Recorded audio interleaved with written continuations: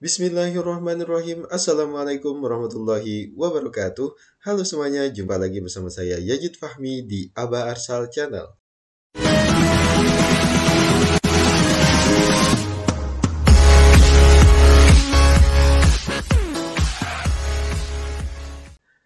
Pada kesempatan kali ini, izin kepada bapak-bapak dan ibu-ibu untuk memberikan Anda beberapa contoh soal kompetensi teknis yang nantinya akan keluar pada saat tes ASN P3K tahun 2022, khususnya untuk pelamar P2 dan P3.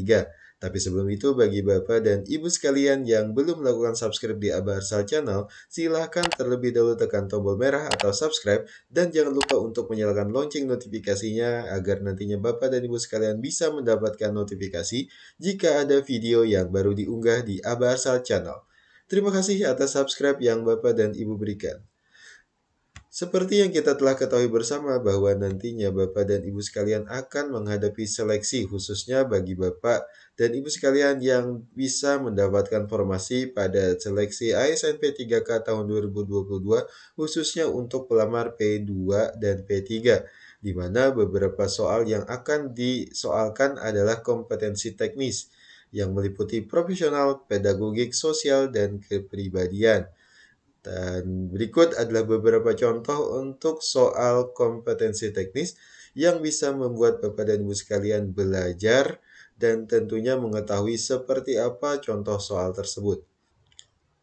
Adapun contoh soalnya, yang pertama, dalam proses pembelajaran, agar proses pembelajaran dapat berjalan dengan efektif, maka guru perlu mempunyai sikap sebagai berikut, kecuali A. Mendorong siswa untuk membuat keputusan sendiri. B. Memberi balikan dan pengayaan sebagaimana diperlukan. C.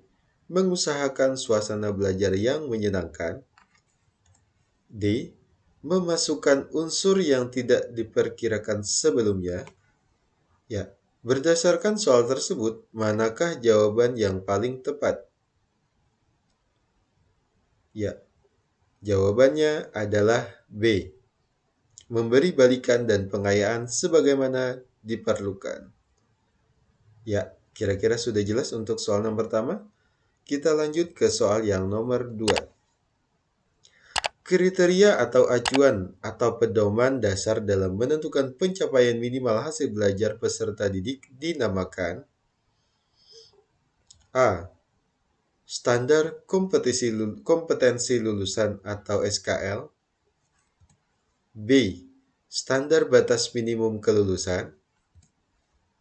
C. Ambang batas minimum lulus. Atau D. Nilai ketuntasan minimal. Dari soal tersebut, manakah jawaban yang paling tepat? Atau E. Kriteria ketuntasan minimal atau KKM. Ya, jawaban yang paling tepat adalah E. Kriteria ketuntasan minimal atau KKM. Pastinya Bapak dan Ibu sekalian sudah mengetahui hal ini. Oke, lanjut ke soal nomor 3. Aspek yang berkaitan dengan perasaan, emosi, sikap, dan derajat penerimaan atau penolakan terhadap suatu objek peserta didik adalah A. Afektif. B. Kognitif. C. Psikomotorik. Atau D. Emotif. Dan E. Sensitif. Berdasarkan soal tersebut, manakah jawaban yang paling tepat? Ya, jawaban yang paling tepat adalah A. Afektif. Oke, kita lanjut ke soal nomor 4. Kemampuan yang dapat dilakukan atau ditampilkan untuk satu mata pelajaran atau kompetensi dalam mata pelajaran tertentu harus dimiliki oleh siswa disebut A. Kompetensi dasar. B. Standar kompetensi. C. Indikator. D. Kompetensi lulusan. Atau E. Kecakapan hidup? Kira-kira berdasarkan soal tersebut, manakah jawaban yang paling tepat? Dan jawabannya adalah B. Standar kompetensi. Ya, kita lanjut ke soal yang terakhir. Berikut ini adalah prinsip-prinsip dalam penyusunan RPP atau Rencana Pelaksanaan Pembelajaran, kecuali A. Memperhatikan perbedaan individu. B. Mendorong partisipasi aktif peserta didik. C. Memberikan umpan balik dan tindak lanjut. D. Menerapkan teknologi informasi dan komunikasi. Dan D. Keterkaitan dan keterpaduan isi dengan silabus. Berdasarkan soal tersebut, manakah yang menurut Bapak dan Ibu sekalian merupakan jawaban yang paling tepat? Ya, jawaban yang paling tepat adalah E.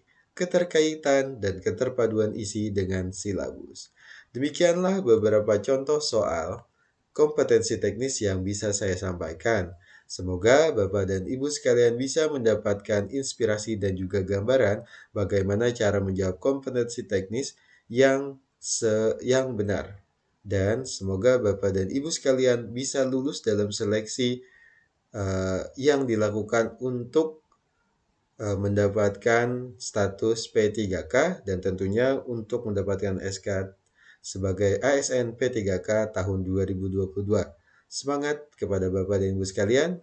Terima kasih sudah menonton. Semoga bermanfaat bagi Bapak dan Ibu sekalian. Dan tentunya jangan lupa untuk like jika Bapak dan Ibu suka dengan video ini.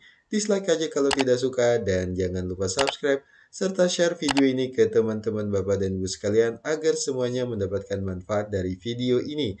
Terima kasih. Assalamualaikum warahmatullahi wabarakatuh.